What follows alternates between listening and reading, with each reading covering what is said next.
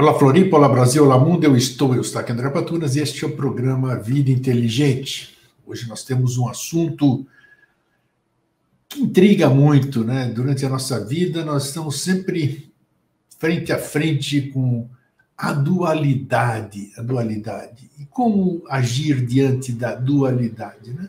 Sempre as escolhas, sempre o bom, o mal, o feio, o bonito, uma série de outras coisas mais profundas que nós vamos debater hoje. E trazemos, claro, nosso amigo e irmão Jorge Antônio Ouro para nos dar uma luz sobre esse tema, né? Então, ele não é acionista de companhia de eletricidade, mas está aqui para nos dar luz aí.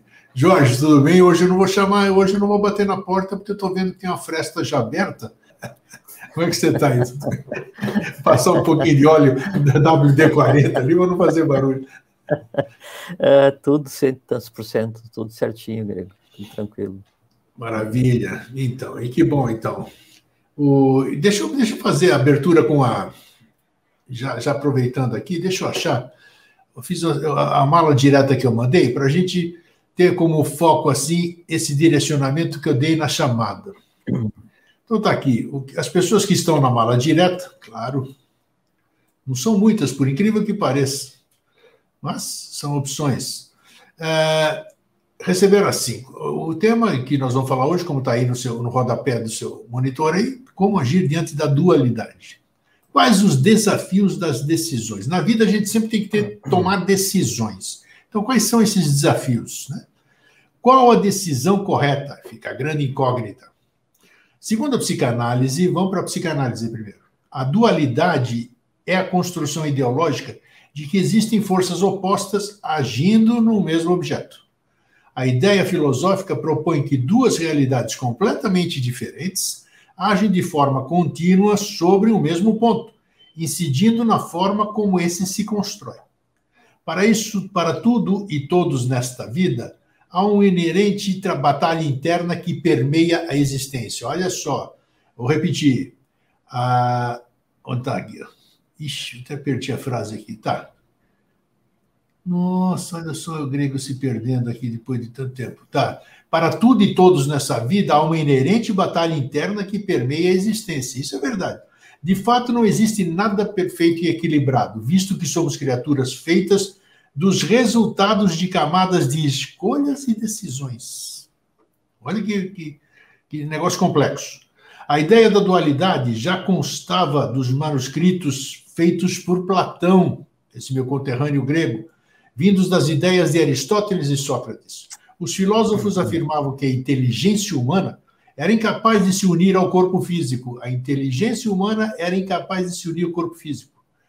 Por que eles pensavam assim? Isso porque a nossa faculdade de alma ou de espírito não se adequava como uma realidade palpável. Isso se configura como uma quebra de realidade física, algo impensável no dualismo. E está aqui.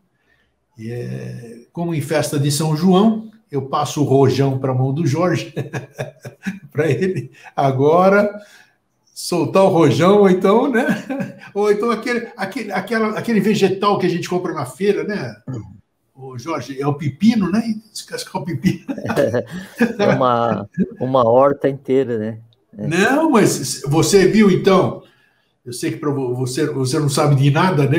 Antes da gente começar o programa, então também serviu assim como o que foi mandado para você ver que olha o universo que abrange a questão da dualidade, né? Sobre diversos aspectos. Nós falamos de Platão, um pouquinho da psicanálise, e imagina isso aí dentro do esoterismo. Não sei se dentro da escola, da iniciação, sem sombra de dúvida, a dualidade deve ter um peso mais do que significativo, né? Antes de mais nada, quem é você, Jorge Antônio Ouro, que há 16 anos vem aqui no Vida Inteligente?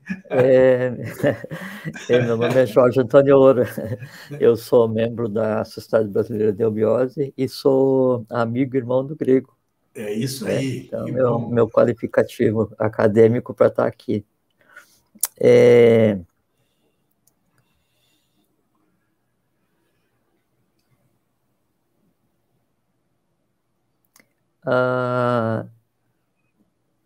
Qualquer coisa que a gente queira analisar em termos de vida física, da relação do visível com o invisível, da relação alma-espírito, da relação cósmica com que qualquer aspecto que se queira analisar, ele cabe dentro da análise da dualidade. Então, assim, todos os aspectos, né? A própria relação entre bem e mal, né? Isso. Ela cabe dentro dos aspectos, todos os aspectos. Então, a dualidade é a qualidade, etimologicamente, é só a qualidade daquilo que é duo, que é dual, que é o dois, né? E com relação ao dois, antes da gente começar, né? Então, quando a gente fala em dois, a gente imediatamente pensa no número dois, né? Só que o número dois que a gente pensa é essa grafia ocidental, a grafia romana, a grafia latina, né? Paulo-romana, essa cifra que representa o número dois. Mas em qualquer idioma, né, em qualquer alfabeto, o número 2 vai estar representado. Isso que a gente vê e que a gente logo associa com o número 2 é a cifra do número 2. A cifra é como se fosse o corpo do número. E o 2 mesmo é o que ele significa. Então, o que é o 2? Aí tem a alma do número 2, que é a organização cósmica dualizada, e tem o espírito do número 2, que daí é aquilo que antecede a própria criação e organização da matéria. Então, sempre quando a gente vai falar em conceitos numéricos, tem que estabelecer essa diferenciação entre a cifra que a gente vê, a alma daquilo e o espírito daquilo. Olha. Sempre tem, né? Mesma coisa o 1, né? O 1 é a cifra 1. Né? Mas o 1 é o 1 manifestado e o 1 é o 1 imanifestado. Então, corpo, alma, espírito. E dentro de todas as graduações possíveis, né? Tanto é que daí na numeração você tem família de entrelaçamento kármico, você tem dependência, interdependência, toda coisa cósmica, toda coisa humana, ela está expressa através daquilo que a gente chama de número, né? A dualidade é muito interessante, porque assim, sempre que a gente pensa em dualidade a nível cósmico, né, ou a principal dualidade, a primeira que nos vem à mente o que é? Bem e mal. Sem dúvida. Né? E aí, quando a gente pensa em bem e mal, a gente pensa em coisas opostas, né? Então, sempre o bem fazendo oposição ao mal, né?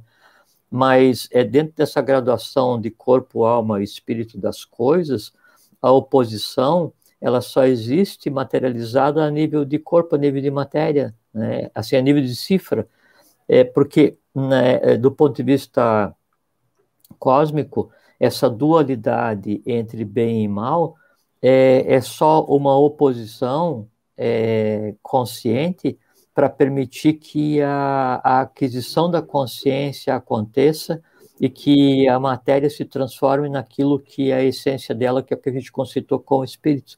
Então, a oposição cósmica, o bem e mal cósmico, eles existem somente como necessidade de evolução. Por quê? Porque os dois caminham para uma terceira coisa, que é a neutralidade. Né? Então, bem e mal, do ponto de vista que a humanidade conceitua, isso não existe, isso é uma diversão humana. Então, a dualidade bem e mal, do ponto de vista humano, né, ela termina no teto da humanidade, ela termina, assim, aquele Wata Dharma Meru, assim, até onde a vista alcança. A partir dali, não existe, né? O próprio bem e mal como irmãos, né, e troca informação para depois se fundir no pai e mãe deles. Sempre é assim, sempre foi assim, sempre vai ser assim, né?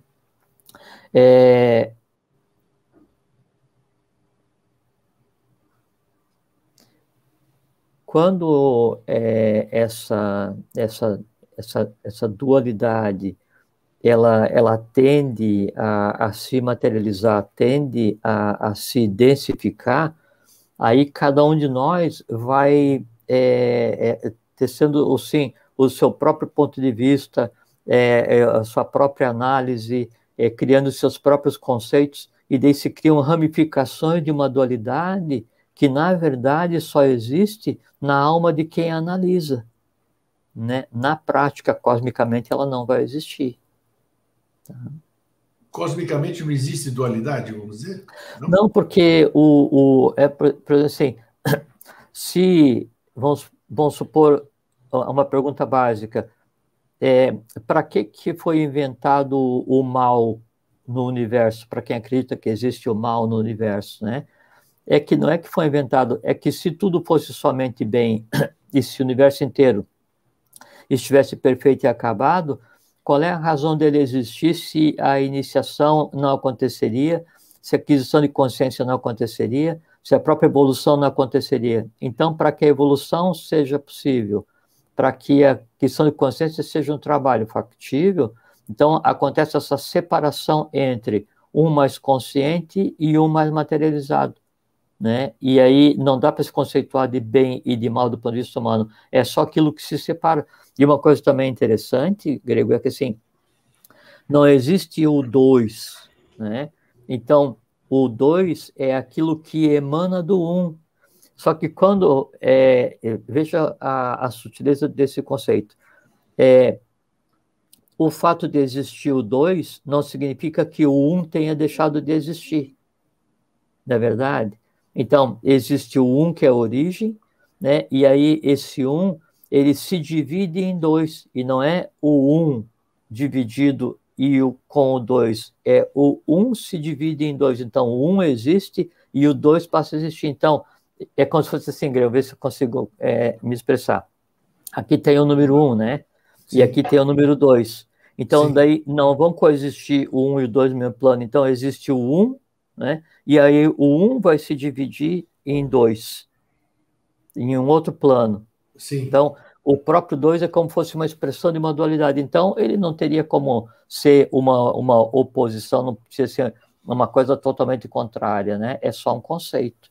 A partir disso, então, que se cria as dualidades que daí regem e gerem a vida humana, né? Onde, por exemplo, assim, a relação alma e espírito, ou a relação corpo-alma, a relação consciência-energia, a relação espírito-matéria, matéria-espírito, e qualquer outra relação que se queira estabelecer, né? Sempre a crueza dessa relação, a profundidade dessa relação, a densidade dessa relação, ela vai estar em quem a analisa. Em quem a analisa, por quê? Porque são os elementos nela que vão estabelecer os conceitos. É um dos grandes, dentro da humanidade, você falou que a nível superior não existiria o aspecto da dualidade, né? Eu veria isso aí... Assim, existe a dualidade, não no conceito que nós temos, né? Não, assim, existe um bem e mal humano, né? Existe um bem e mal cósmico, né? Conceitualmente só se assemelham, mas não são a mesma coisa. Porque hoje o que a gente mais trabalha assim não seria nem seria treva e luz. Treva e luz sempre foi a grande dualidade, digamos assim, que o ser humano se defronta, né? Porque...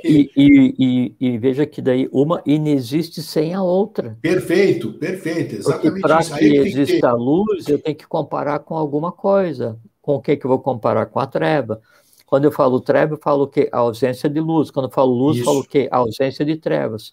Se fosse só a luz no universo como um todo, no cosmos como um todo, né, eu não teria o conceito de sombra, por quê? Se é só a luz, eu não vou ter como ter sombra. E se fosse tudo sombra, eu desconheceria o conceito de luz. Como eu sei que os dois existem, né, o jogo entre ambos é que permite a conceituação. E quando é que começa na vida humana, vamos dizer, quando é que começa essa necessidade de entender? Porque a dualidade está aí presente para que, como você disse aqui, como é que eu posso saber o que é alegria se eu nunca fiquei triste, né? Como é que eu posso saber o que é bem-estar se nunca doeu nada no meu corpo? Então, é necessário. Agora, quando a gente tem que... Quando é que a gente começa a viver com essa percepção e qual é a validade, qual é a importância da dualidade dentro do desenvolvimento, da evolução humana, digamos assim? Tem que ter um sentido, tem que ter uma necessidade, claro. No universo não existe nada sem sentido, né? O que pode acontecer é que a gente desconheça o sentido, desconheça a origem, desconheça a causa, desconheça a finalidade, desconheça o mecanismo. Então, o nosso desconhecimento não implica que a coisa em si não existe, né? Sim, a prova primeira da dualidade no mundo que nos cerca, no nosso dia a dia, é a nossa própria existência, né? Que daí, então, existe essa dualidade espírito e matéria em cada um de nós, né? E aí, dentro dessa dualidade de espírito e matéria, né, aí vai existir outras dualidades ainda. Então, assim, eu tenho espírito e matéria, o corpo e alma, se a gente quiser pegar e descer um pouquinho mais. Aí, dentro da própria alma, né, eu vou ter todas as dualidades possíveis, todos os embates possíveis, porque eu já humanizei, já antropomorfizei a dualidade. Dentro do corpo físico, todas as dualidades possíveis, o embate da sobrevivência da própria matéria organizada. Então, a própria existência do ser humano, a própria existência de cada um de nós, já em si é a prova máxima da dualidade em... Só tentar arrumar a internet. É a prova máxima da dualidade em aspecto material. Só um pouquinho, grego. Tá. Então... E essa dualidade, essa incompreensão da dualidade cósmica, ela se projeta em cada um, né? E a razão, a base, né, dos embates que nós traçamos todos os dias. Você falou no início da leitura do conteúdo de Mala Direta, da questão das decisões, né? A dualidade é a mesma coisa, né? Assim, pelo fato de eu não compreender exatamente os dois caminhos, eu tenho que pegar e parar e optar por um desses dois caminhos. É complexo, né? Porque o que é certo e o que é errado? É o primeiro, né? Na questão da decisão, o que é certo e o que é errado? Mas, puxa vida, você já começa com a questão em si, né? Cosmicamente, sim, o que é certo, o que é a favor da lei, errado, o que é contra a lei. Então, isso é simples. Agora, quando a gente vem trazendo essa realidade, né, para encapsulá-la, né, em cada uma decisão que a gente toma, daí ela se torna complexa, por quê? Porque em vez de eu estar com a coisa em direção a unidade, eu estou com a coisa em direção à multiplicidade.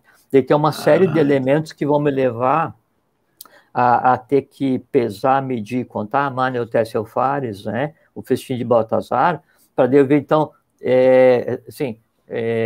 o que eu vou decidir? Porque o pensar, o raciocinar, né, a função básica da mente é uma balança, né? Eu tenho algumas coisas em um prato, algumas outras coisas no outro prato, aquele que pesar mais é o que vai nortear a minha decisão. Sim. Depois aí cada um arca com as consequências. Mas o fato de decidir alguma coisa, né? E aí, junto com a decisão, vem aquela fiel companheiro da humanidade, que é a dúvida, né?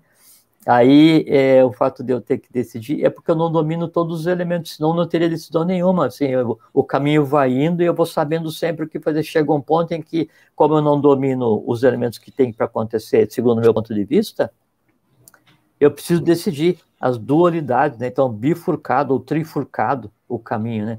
Geralmente a gente pensa que é bifurcado, mas sempre é trifurcado, né? Porque é bem, mal e neutro, né? É esquerda, direita e centro, sempre acima. Então, essa necessidade de tomar decisões baseada em coisas que eu não domino é que cria o conceito de dificuldade e cria o conceito de erro, né? Que daí, quando eu tomo uma decisão numa direção que eu não domino e o resultado daquela decisão não é o que eu esperava, eu rotulo aquilo como erro e vou tentar fazer alguma coisa, vou me arrepender daquilo para sempre. Né? Você falou agora há pouco uma coisa importantíssima. Você falou que a gente precisava, para entender certas coisas, teríamos que entender a lei, certo? Você acabou de dizer isso. Agora, cadê a lei? Que não existe. Nós estudamos estudamos, pesquisamos, fazemos de tudo atrás de coisas que nos foram legadas, né? Nos foram deixadas aí, outras coisas que a gente alcança sozinho, sei lá, e que a gente é testemunha única, é a nossa própria experiência, mas se a gente tivesse acesso à lei, o que é a lei? Nós já falamos, já fizemos um programa sobre a lei, mas como a gente vê, conforme a gente vai andando aqui, a coisa vai se tornando mais complexa e a gente necessita mais respostas sobre essas questões, né? Se a gente tivesse a lei como se ela fosse um livro, onde eu posso consultar, mesmo assim fadado a inúmeras interpretações, eu teria uma luz, né? Eu teria um parâmetro, assim, eu teria um caminho, digamos assim, para poder. Como é que eu posso conhecer a lei? Ih, Jorge, aí que tá. Assim, o resumo do que é a lei é só aquilo que a tudo e a todos rege. Ponto, né? O que acontece é que daí, na medida em que a gente se lança em direção à vida humana, né, então são criadas variantes desse tudo e a todos rege, me cabendo aplicar ou não essas variantes. Né? E é isso que vai determinar o destino, isso que vai determinar a direção da vida de cada um de nós. Sabe? A aplicação da lei, né, ela é inerente ao livre-arbítrio de cada um. Por quê? Porque eu só posso aplicar a lei naquele meu entorno. E qual é o principal elemento do meu entorno? O eu, né, a minha alma, a minha vida. Então, todas as decisões, a forma como eu aplico a lei, né, ao mundo, é a mesma forma como eu aplico a lei a mim mesmo. Agora, logicamente, para eu aplicar essa lei, esses preceitos, esses princípios, eu tenho que conhecê-los. Né? Agora, como é que eu vou conhecer a lei? Não tem como você pegar e conhecer. Não, eu conheço o livro da lei, porque o livro da lei diz assim, vamos supor que você tem determinada linha filosófica que você segue, e aí ali diz assim, amai o teu próximo como a ti mesmo. Né? Daí é um ditame, né? Que é uma tradução de um aspecto universal com o aspecto da fraternidade. Você coloca em prática se quiser, aí você vai fazer o quê? Não, eu não vou amar todos, eu não vou ser fraterno com todos, eu não vou ter simpatia para com todos. Então, são decisões. Então, quem define a interpretação da lei e quem define a aplicação da lei na vida de cada um de nós, somos única e exclusivamente nós mesmos. O que acontece é que quando eu não tenho nenhum preceito a seguir, né, e eu ajo e delego, em vez da lei universal, eu delego a regência da minha vida para os meus instintos ou para as minhas emoções, meus desejos, e a coisa dá errado, né, aí o que eu faço? Eu me jogo no chão em súplica, né, e peço ajuda para a lei universal, para os deuses todos, que me ajuda, me tira desse buraco onde eu mesmo me coloquei. Veja só, agora está interessante, muito interessante. Um conterrâneo meu falou no passado, conhece-te a ti mesmo, né? Nossa, TY, está no frontispício de Delfos. Exatamente. Aí você é analista de sistemas. Jorge Antônio Ouro, na parte profissional, é analista de sistemas. Você desenvolve sistemas. Você dita a norma do sistema que você faz. Você faz um sistema, você dá os comandos desse sistema e daí para diante, cada um desenvolve aquilo, mas dentro de um comando inicial, dentro de um programa que você criou, dentro de um sistema. Eu acredito, acho, dentro do achismo nunca foi ciência, quando nós fomos fabricados, foi fabricado isso aqui que hoje está se manifestando aqui, é o fruto, o desenvolvimento aqui, claro que nós tivemos um manual, está lá, está impresso em nós aqui, foi impresso lá atrás, sei lá onde. Então nós temos acho dentro do campo do achismo, eu acho que eu tenho impresso no meu ser, ou seja, lá onde for, na minha essência, mônadas, tal, eu acho que eu tenho impresso os atributos dessa lei que me regeria, digamos assim, que dentro dela eu tenho que trabalhar. Uhum. Não teria fundamento uma coisa assim? Porque como é que você sabe o que é? É uma analogia muito boa que você colocou, dá para a gente compreender bem desenvolvendo isso. Porque, assim, essa força primária que existe em cada um de nós e que nos permite realizar a lei universal, ser um instrumento da lei, ser a própria lei manifestada na matéria, né, ela se projeta em 3 linhas, né, ou 3 gunas, ou 3 aspectos, né, que é o que a gente chama de vontade, que é o primeiro aspecto, amor, sabedoria seria o segundo aspecto, e a atividade seria o terceiro aspecto. Agora, quando a gente vai falar especificamente com relação ao ser humano e o uso dele ou não dessas potencialidades, aí cabe essa analogia que você propôs de fazer com relação à programação. Quando eu vou fazer um programa de computador, né, qualquer sistema, não importa se é para fazer uma espaçonave, ou se é para fazer o controle da direção automática do carro, ou para fazer o teu celular funcionar, não importa o que seja, né? Daí, então, nas linhas de código, você vai prever todas as possibilidades possíveis. Sim. Todas as possibilidades possíveis dentro da mentalidade do programador. Por quê? Porque o que está escrito ali é uma expressão do conhecimento que no programador existe, né? Isso. E aí, quando isso se transforma em um computador, em um processador, e não importa que nome a gente queira dar, né, o que vai acontecer? Aquilo que já foi determinado, ele pode ser executado milhões, bilhões, trilhões de vezes mais rápido do que o ser humano faria. E ponto. Então, o computador, ele só faz rapidamente o que o mandaram fazer. Do ponto de vista cósmico, isso é o que é? Determinismo. Determinismo. Tá. Determinismo, né? Então, o computador, ele só faz o que o mandam fazer. Por assim, se alguém aperta um botão e o computador dispara uma arma, o computador ou o programa tem karma? Não. Determinismo, determinismo. Né? Ele já não é senhor de si. Né? Ele só faz o que lhe mandam rapidamente. Tá? Agora, no caso daí do programador, né, o programador tem uma diferença com relação ao computador, e é o que se busca hoje na tecnologia, que é o quê? É a inteligência, interlegere, escolher adequadamente. Né?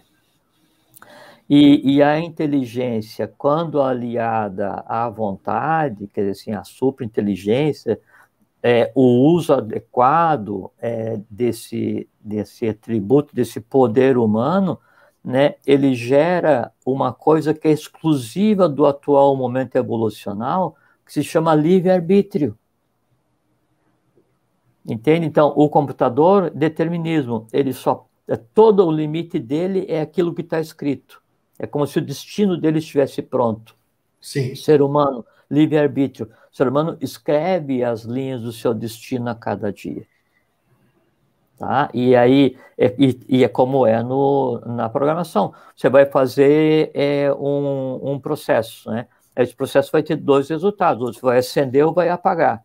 Né? E aí, a partir disso, você cria uma árvore, vem. Todas as possibilidades. E não pode sair daquele caminho. Né? Determinismo. Né? Aí a criação de um caminho alternativo, né? Em tempo real, instantâneo, um caminho não previsto, um caminho não escrito, isso é o livre-arbítrio. E é por isso que daí essa atividade do ser humano, ela é tão poderosa, né? E tem tanta ligação com o karma de cada um, o karma das nações, o karma da humanidade, porque você reescreve e faz o que quer na hora em que bem entende, logicamente sendo responsável por todas as decorrências. Porque assim, quando você vai participar de um processo, vamos chamar de processo, por exemplo, assim, a vida de cada um, né? Aí você vai participar de um processo, né? Você não conhece o processo em si, não conhece os elementos envolvidos, não conhece a forma como funciona, não sabe de onde veio e não sabe para onde vai. Como você não conhece nada sobre o processo, com quase toda certeza, você não vai saber qual é que é o resultado.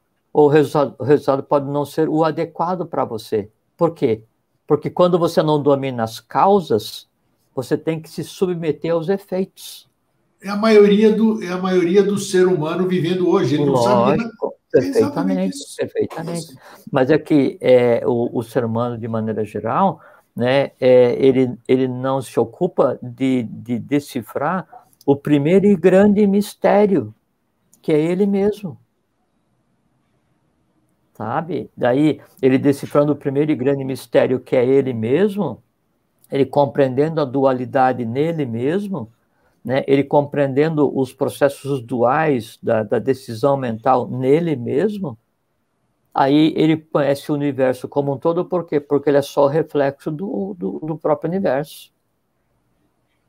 Mas alguém disse isso aqui, como eu disse agora há pouco, conhece a ti mesmo? Milênios atrás, há milênios. E até hoje, nós estamos em a época da tecnologia, de patati patatá, tudo mais moderno, a ficção virou realidade faz tempo e o ser humano continua praticamente no mesmo estágio. Por que dessa dificuldade? Nós sempre discutimos isso, sempre debatemos isso, né? Por que essa dificuldade do ser humano de conhecer-se a si mesmo, de ter consciência da dualidade para saber lidar com ela? Eu só posso lidar com alguma coisa se eu sei o que ao menos é aquela coisa, né? É ou não é? Por que essa dificuldade? É intrigante isso, né? É uma grande incógnita isso. O porquê da dificuldade do ser humano em conhecer a si próprio. Ele não tem um start, ele não tem um gatilho para poder conhecer a si próprio. Eu acho incrível, passados todos tanto tempo assim, e a gente não tem essa resposta ainda. Talvez isso seja uma decorrência dessa própria questão da dualidade e do próprio uso inconsciente do livre-arbítrio, né? Que o livre-arbítrio é que te permite focar a consciência em qual lugar você quer. Então, quando você vai agir instintivamente, quem te permitiu isso foi o livre-arbítrio, o teu. Sim. Quando você vai agir baseado nas emoções, quem te permitiu? O livre-arbítrio. Quando vai agir racionalmente, quem te permitiu? O livre-arbítrio. Se você assim, delega essas decisões para todas essas consciências que existem dentro de cada um de nós, não é?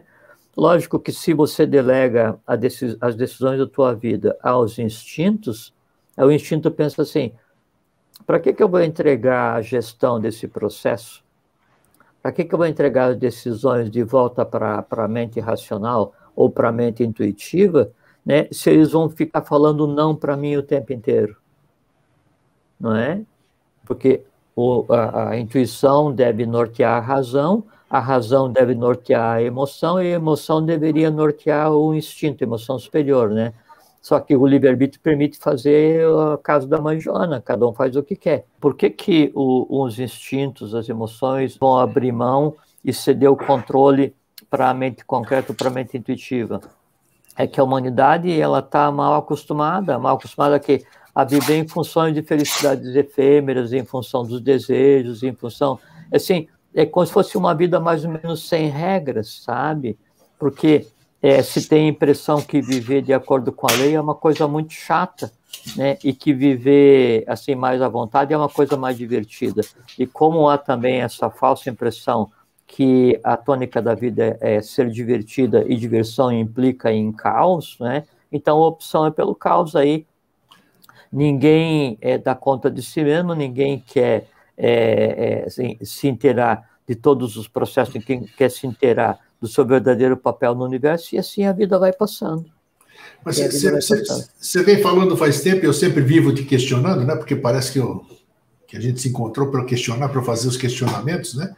E algumas coisas têm acontecido a nível pessoal aqui, eu tenho tido certo tipo de acessos, né? Vamos chamar assim, vai? Vamos especificar. E está muito tênue essa linha aqui, né? Do aqui e do lá. Do aqui e do lá. Só que dá uma confa danada. Dá uma bagunça danada, porque eu sou uma pessoa que pude estudar, o meu QI não é baixo, essas coisas todas, então eu sei discernir, digamos assim. Então, imagina isso que está acontecendo você está falando de ter consciência da dualidade, de uma série de coisas que o ser humano necessita para o seu despertar, mas quando isso acontece, você estranha muito, porque ou você pensa que você está fora da casinha, como a gente diz, né? Ou você diz, opa, chegou minha hora, acho que eu vou passar para o lado de lá, porque estou tendo acesso a certas coisas que eu não tinha. Parece que a questão do tempo se abre também, o tempo vira sempre, porque de repente eu me vejo há 32 anos atrás e eu vendo tudo que acontece 32 anos atrás, um negócio vivo aqui, como se eu estivesse vendo um filme.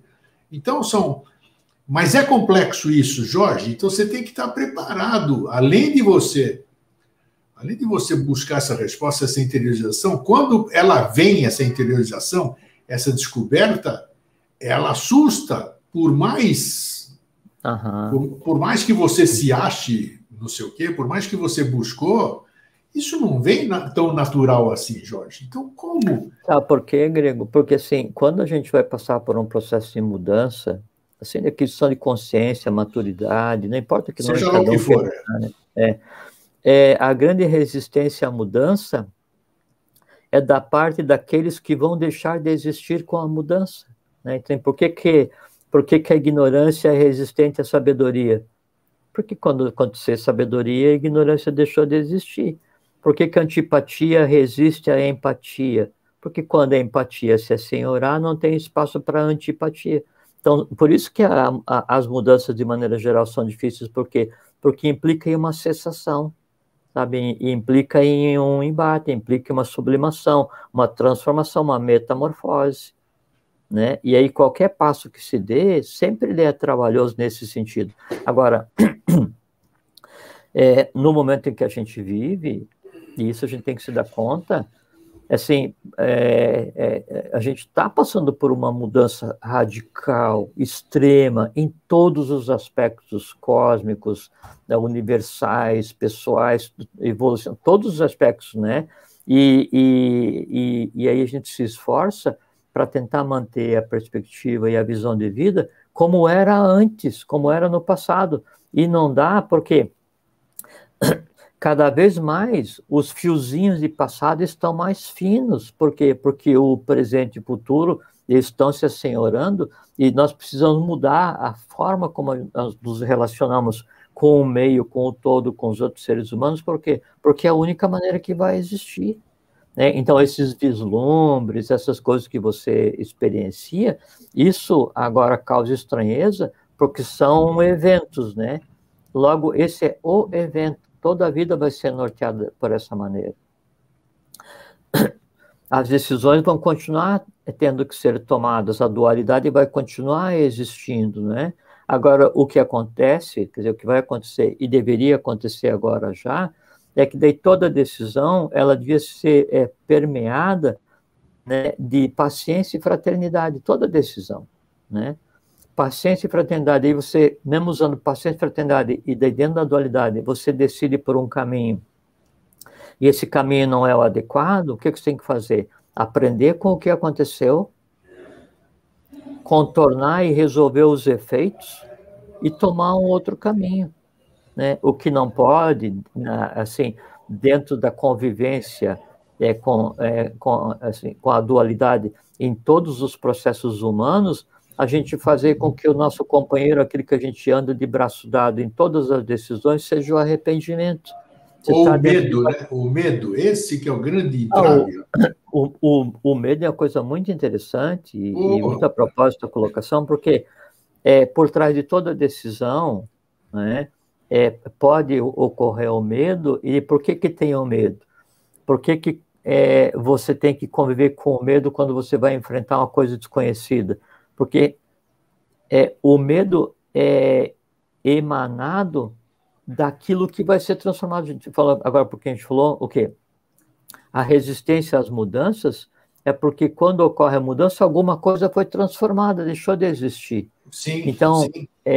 O que a gente chama de resistência é o medo instintivo, porque você sabe que o medo talvez seja o único sentimento compartilhado por todas as espécies, né? Todas as espécies físicas, todas as espécies elementais, todas as espécies vitais, todas as espécies astrais, porque todas têm como prioridade, né, se manterem vivas, né? E dentro da prioridade de se manter viva, dentro do instinto de se manter vivo, né? A única coisa que coexiste é o medo da cessação, ou o medo da não existência, não vamos chamar de morte, né? O medo da não existência, ou da Sim. transmutação da matéria, né? Então, esse medo, né, ele é que alimenta todas as grandes resistências às decisões, às mudanças, aos arrependimentos, às compreensões, às refações, a esse tipo de processo como um todo. Acho que o que mais assusta, pode ter certeza, é um negócio chamado de novo. O novo assusta. Eu não sei o que é o novo, então eu tenho medo do novo. Ele pode ser maravilhoso, pode ser maravilhoso. E você veja que as pessoas temem o novo, ainda considerando o novo como diferente do antigo. Perfeito. Agora, quando se derem conta, quando se derem conta que o novo ele não tem nada a ver com ontem, com hoje, com amanhã, é um outro conceito, aí sim, né?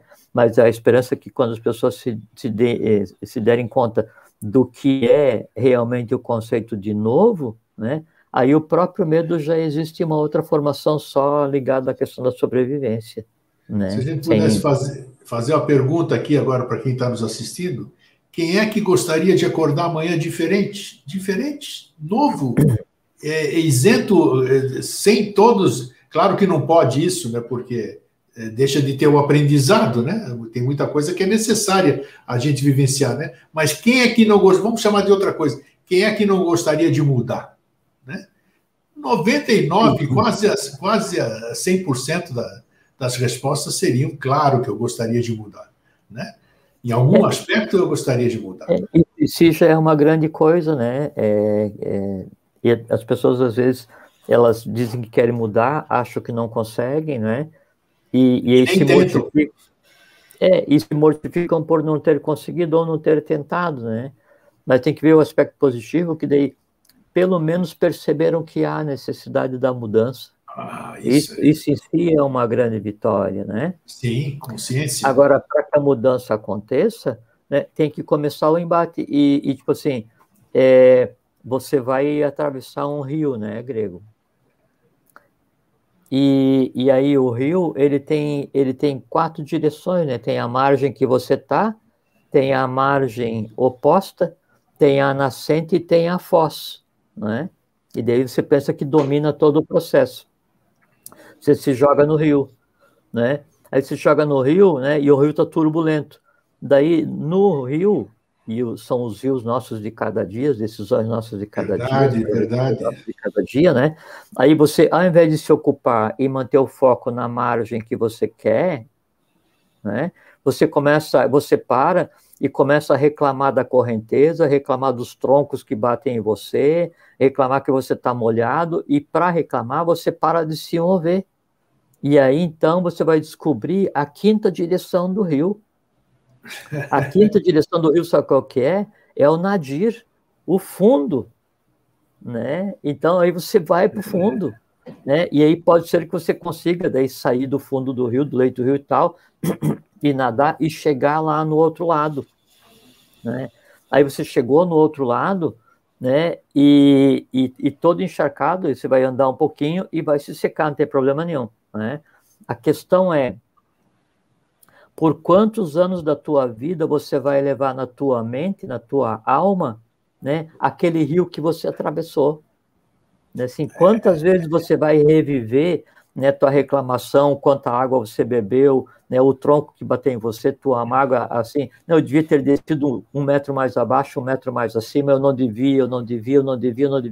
Então, você repete tantas e tantas e tantas vezes aquilo que passou na tua mente, né, todos os dias, que na verdade você está congelado lá ainda na beira do rio. E aí o que pode acontecer é você pensa assim, putz, fui cruzar o rio, me dei mal, né? Me molhei, me afoguei, o tronco bateu em mim, estou cheio de cicatriz, eu queria sair no ponto A, eu saí no ponto C, 20 quilômetros mais abaixo e tal, né? Ao invés de você transformar isso em um aprendizado e usar a vontade para daí, quando você for atravessar um novo rio na tua vida amanhã, uma nova decisão. Então você vê e pensa, vê onde você vai querer ir, vê os fatores, decide. Quando você pensa assim, você acha assim, não, já que ontem eu levei o maior caldo nesse negócio, agora eu vou fazer o quê? Eu vou sentar aqui e vou pedir para Deus me ajudar. Aquele rio foi você que escolheu. Ele está ali porque você engendrou. Quem precisa passar é você. Deus não nada, não importa que Deus seja de qual religião, ele não vai, né?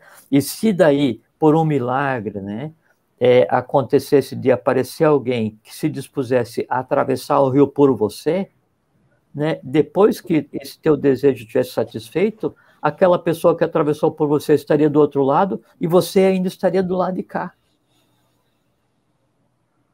Né? Então, a maneira como a gente enfrenta a dualidade do dia a dia, né, é que é a definidora de em que tempo que a gente vive, como é que a nossa vida acontece, como é que eu encaro a lei, como é que eu me relaciono com o universo, como é que eu me relaciono com os outros, né? É ver, a partir das decisões que eu tomei, essa dualidade profana, mundana, né? Qual é a decorrência? Né? E mais do que a decorrência, né, assim, como é que eu reajo a isso? Qual é o impacto disso em mim? Né? Eu vou passar a vida inteira chorando porque eu decidi por A quando tinha decidido pelo caminho B, né? E aí essa decisão vai chegar a um ponto que chega mais na frente e tem a opção C e D. Eu sento e choro, por quê? Porque o A deu errado, e eu sei que o B era o que eu queria, mas C e D eu não quero, então vou ficar parado esperando que o B aconteça. Não, o B agora é o C. É como aquela história do cara que caiu na água, né? E ele estava se afogando e ficou rezando para Deus salvá-lo, né? E aí apareceu um tronco, uma árvore, um bote, um peixe, tudo que é coisa querendo arrastar ele para a praia. E não, por quê? Porque ele queria sair da água levitando nas mãos, nos braços de Deus, morreu afogado, o miserável. É isso aí, perfeito, é assim né? mesmo. Então, quando nós não executamos o faze por ti que eu te ajudarei, e isso não está na Bíblia, né? Isso assim, se diz que está na Bíblia, mas essas palavras não estão, né? Isso é como se fosse um adágio esotérico, né? Então, quando você não coloca em prática esse fazer por ti, né, que eu te ajudarei, o eu é tu mesmo, né? E aí você passa a sofrer em cada decisão que você tem que tomar, você passa a ser escravo de todas as dualidades, passa a ser refém de si mesmo, né? Passa a fazer com que cada uma decisão já tomada seja como se fosse um grilhão, uma bola de ferro amarrada na tua perna, que te trava, e toda a travessia que você tem que fazer no dia a dia, você já cai afundando, por quê? Porque tua alma está muito pesada, né? E chega um ponto que você começa a ter medo das decisões, né? E aí então você abandona todas as travessias e começa ou ficar sentado até a vida acabar, ou correr em uma margem só do rio até chegar no mar. Só que atravessar um rio, por mais caudaloso que seja, é muito mais simples do que atravessar o mar. Não tenha dúvida. Não tenha dúvida. Né? Então, enquanto nós não utilizarmos a vontade com amor e sabedoria para fazer a atividade correta, a decisão correta, nós vamos ser reféns da vida, refém de nós mesmos. E é interessante porque muitas vezes você tem essa consciência, né? Muitas pessoas têm essa consciência, mas aí bate aquela, não digo mais o medo, aí já não é mais o medo, é a preguiça de se mexer. Eu vou fazer isso amanhã, eu vou ver isso outra hora. Essa postergação, e aí a pessoa não sai do mesmo lugar e fica praguejando contra a vida, contra os outros, contra o universo, de que... Passa a ser um reclamador cósmico profissional, né? Você reclama aí, ó, bem, tudo que reclamador coisa, né? Cósmico universal, é isso? Profissional, né? profissional. Você é um reclamador cósmico profissional? Quem está nos assistindo aí não vai se identificar aí. Tem muita gente que é. Porque eu conheço um monte. Não adianta, né? Não adianta, assim. Sabe que o Rio, né? Ele tem sempre uma dualidade. Ele tem, assim, e essa dualidade que o norteia, assim, ele tem as margens que definem o caminho dele. Sim. Esse é o primeiro item da dualidade. né? E o segundo item dessa dualidade da rotina da vida do rio é o seguinte: ele vai morrer na foz. Na foz, exato, no mar. A foz é onde ele deságua, ele num lago ou no oceano, não importa o que Isso, seja, onde né? for. Ele vai desaparecer. E aí, por conta disso, porque ele está delimitado pela margem, porque ele sabe que o destino dele é a foz, ele vai fazer o quê? Ele vai parar e vai chorar?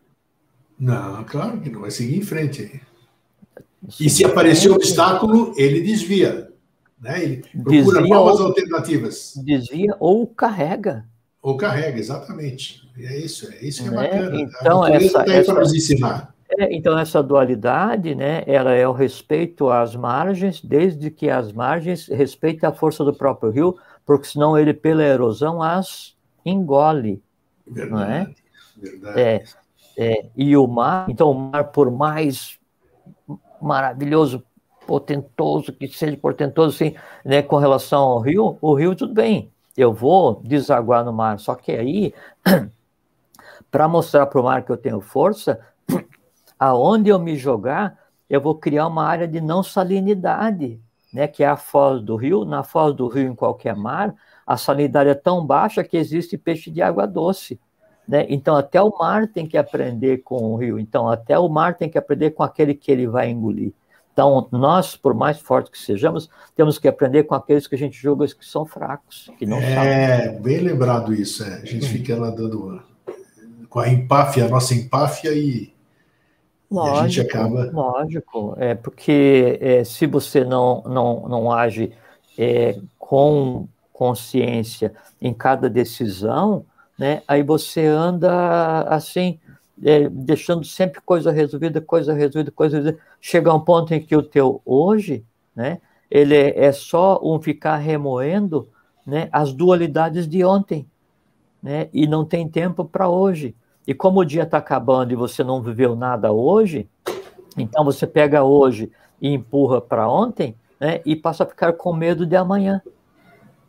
Né? Então, hoje ele se divide entre arrastar o ontem e ter medo do amanhã. O que acontece? Ninguém vive. Ninguém vive. Claro. E aí, qual é que é a vontade que a pessoa tem de adquirir consciência, de se assenhorar da vida, de compreender a lei? Zero. Por quê? Porque está afundada nos seus próprios rios de lágrimas que existem na alma de cada um. E como é que chegou naquele rio de lágrimas na alma? Eu mesmo coloquei gota a gota, porque na minha alma ninguém coloca nada, a não ser que eu deixe, que autorize na minha, na sua, na de qualquer um de nós. Ficou evidenciado aqui nessa conversa, nesse papo que nós tivemos hoje, ficou mais uma vez evidenciado de que a vida, o universo, o Criador, os anjos, as monas não são culpados de absolutamente nada do que acontece com a gente. O que acontece com a gente, nossas alegrias, tristezas, as nossas dualidades são 100% de nossa responsabilidade. Sucesso, fracasso, tristeza, alegria. Faz parte. Quando você está frente a uma decisão, né, e aí você tem caminho A e B. Só tem dois caminhos, né? E aí você vê quais são os parâmetros, quais são os elementos que você tem para analisar, e você toma a decisão pelo caminho A. Né? Quando você tomou a decisão pelo caminho A, o caminho B inexiste. Sim. E aí a pessoa vai pelo caminho A e acha que deu errado, ela quer fazer o quê? Ela quer voltar ao momento em que existia A e B, e não existe mais. Como se fosse assim, né? Vamos tentar fazer assim. Aqui está A e B, né? Aí você vai pelo A, né? Aí o A está aqui. Desse ponto que ficou atrás aqui, onde existia, né, o A e B, isso não existe. Tem o A. Aí diz assim, puxa, mas o A, né, deu errado, não atendeu minhas expectativas, né? Ou eu agi errado, ou o que seja, então agora eu tenho que fazer o quê? Se o B, então, parecia ser o suficiente naquele momento, eu tenho que tomar o B, mas é agora. Então, na verdade, na prática, toda dualidade é una, porque a dualidade só existe até que a perna inicie o movimento do primeiro passo. Pronto, a partir dali, a dualidade existe onde só na tua alma, por quê? Porque você que vai se lembrar das duas possibilidades. E não existe, né? E aí, esse fato de você daí achar que pode retroceder, né? Retroagir, e aí então tentar fazer a mesma coisa que você teria feito se fosse pelo outro caminho, só existe na tua alma, e aí você vai ter que conviver com arrependimento, assim, e o pior, né? Vocês estão uma palavra que é chave, culpa, né? Aí a pessoa vai dizer assim, não, mas a culpa porque não deu certo é de A, é de B, é de C, né? E não é de todo mundo, que tal, né? Não, já que não é de ninguém, é do anjo da guarda que não me protegeu, é da sorte que não me favoreceu, é de Deus que não me deu o que eu queria, é do gênio que não atendeu o meu desejo. E aí no final, não, nada funciona, eu falei assim, não, então, na verdade, a culpa é minha. Não existe culpa. Existe uma decisão tomada de acordo com o estado de consciência naquele momento. Quando a gente avança, exatamente, quando a gente avança e evolui, a gente muda a forma de tomar decisão. E a decisão errada que eu tomei lá atrás era o que era possível, foi um aprendizado, né?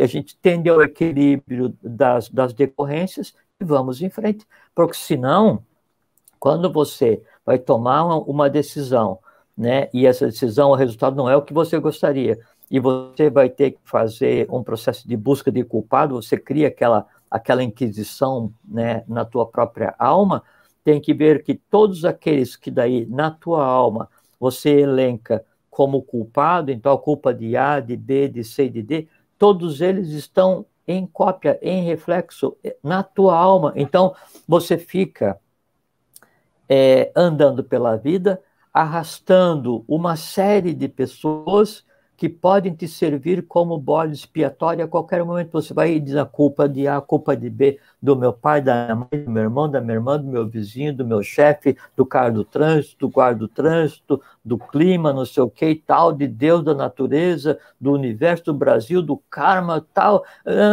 Revolta generalizada, ódio generalizado, porque a vida toda está uma porcaria, né? É como você está no rio, você não se afoga de imediato, independente do quão profundo seja o rio, independente do volume da correnteza, independente da quantidade de tronco que tenha no rio, você vai se afogar tomando um gole cada vez. Perfeito. Um gole cada vez. E na questão então, independente do rio de lágrima que você tenha construído na tua própria alma, teve que cair uma gota cada vez. Uma gota cada vez, né? E para enxugar, para secar, o processo é igual, uma gota cada vez. Que assim, você pegar cada um arrependimento, não existe, né? Cada um fiz errado, faça certo. Cada um antipático, empático. Cada um te odeio, te amo.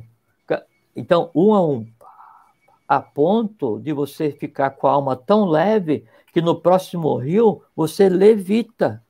Por quê? Porque você tem fraternidade para com tudo e para com todos, principalmente com você mesmo. E a dualidade que acontece no dia a dia, para você, passa a ser motivo de felicidade. Por quê? Porque você contempla as possibilidades da vida, sabendo que vai fazer o quê? O seu melhor.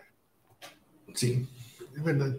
E a questão que você falou tanto do rio aí, e o rio, a água nunca é a mesma. Então, aquela oportunidade que você perdeu naquela questão, aquela tua escolha, acabou. Eu estou terminando um escrito, tem umas 100 páginas já, sobre essa dualidade dos rios, né? Depois eu vou, mais um mês, 2, eu vou terminar. O rio é um conceito grego, porque é como se diz, aquele ponto onde você está olhando, quando você piscar, aquele rio acabou. Já não existe mais. Não existe mais, né? É só um conceito. E tem uma coisa muito interessante, e daí serve para cada um de nós com relação ao rio, assim. Então, o rio ele é delimitado pela margem, né? Pela terra nas laterais, mas quem permite que o rio exista é exatamente a terra mais dura do fundo, porque senão ele seria engolido. Então, aquilo que você odeia, às vezes, te protege. Olha aí, ó. Bem lembrado, bem lembrado. Então, e aí, supondo que você considere a terra como tua inimiga, e você é aquele rio caudaloso, assim, a tua alma é aquele pandemônio, aquele caos, né? E aí você sente que alguma coisa está te engolindo, né? O tempo inteiro. Ótimo! Sabe por quê? A terra que engole o rio o filtra E aí ele vai se transformar em um rio subterrâneo, e depois ele vai aflorar como água pura, como água mineral.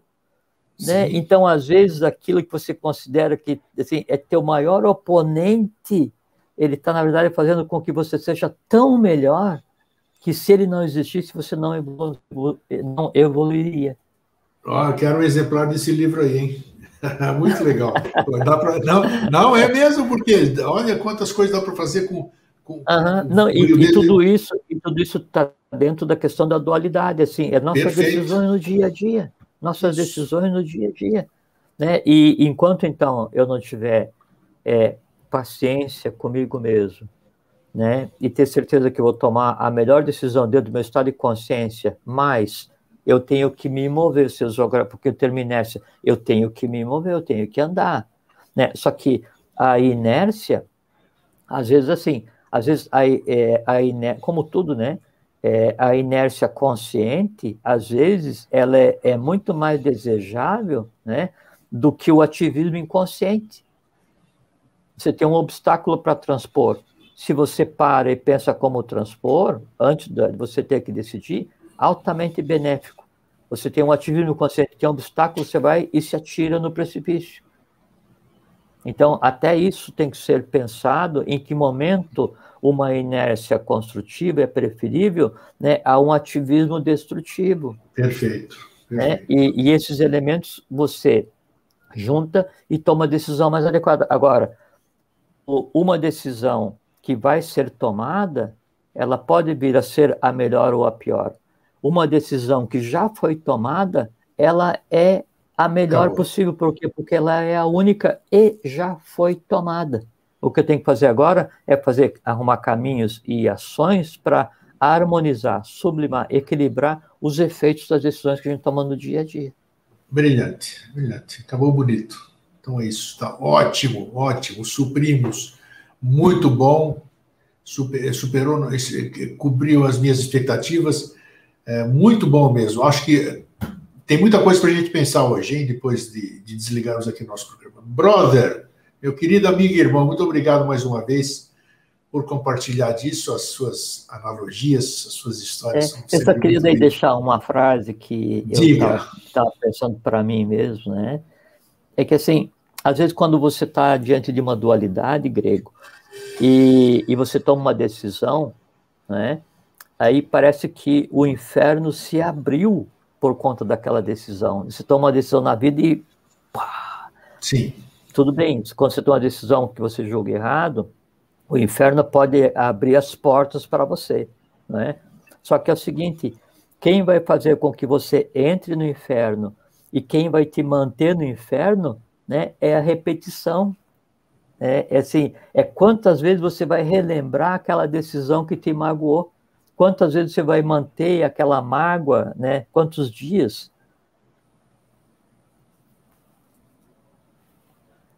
Verdade, estou te ouvindo. Oi, Grego. Então, o quanto você vai repetir, quanto você vai reprisar aquilo, né, na tua alma. Então, a reprise é que te mantém naquele teu conceito de inferno. Né? Portanto, a paciência com você mesmo é o que te dá asa para levar a vida de forma adequada. Muito bom, Paz, amor, sabedoria, paciência e fraternidade. Muito bom. Brother, obrigado. Até a próxima semana. Obrigado a você, Grego. Grande abraço a vocês todos. Fraterno abraço. Tchau. Gente, olha só aqui. Hoje tem muita coisa para a gente pensar, hein?